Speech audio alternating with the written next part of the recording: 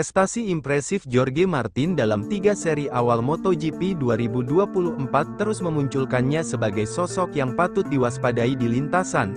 Meskipun belum lama bergabung dalam kasta tertinggi balap motor dunia ini, Martin telah menunjukkan kematangan dan kestabilan yang luar biasa di atas motor Pramac Ducatinya.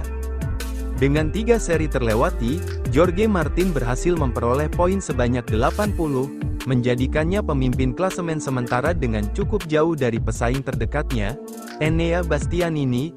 Dominasinya di trek tidak bisa diabaikan, terutama dengan kemampuannya untuk konsisten finish di posisi 4 besar, bahkan meraih kemenangan dalam balapan utama.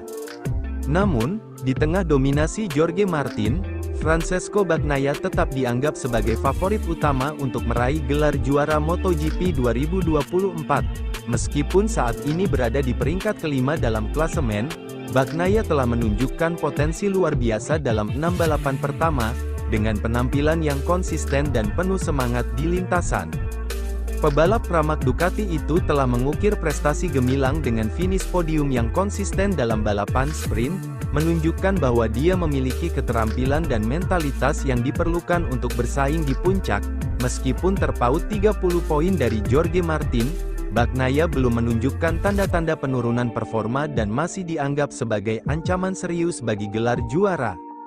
Persaingan di MotoGP musim ini semakin memanas dengan adanya pemenang yang berbeda dalam 3 seri pertama, keberadaan pebalap veteran seperti Marc Marquez, yang tampil impresif bersama tim Gresini, serta penampilan menjanjikan pebalap pendatang baru seperti Pedro Acosta, semakin menambah kegembiraan dan ketegangan di lintasan.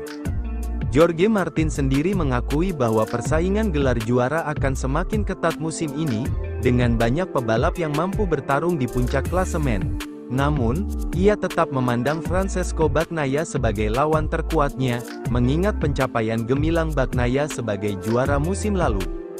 Mantan pembalap MotoGP, Carlos Ceca, memberi peringatan kepada Marc Marquez dalam mengarungi MotoGP 2024 karena adanya sosok pembalap hebat baru, yakni Pedro Acosta.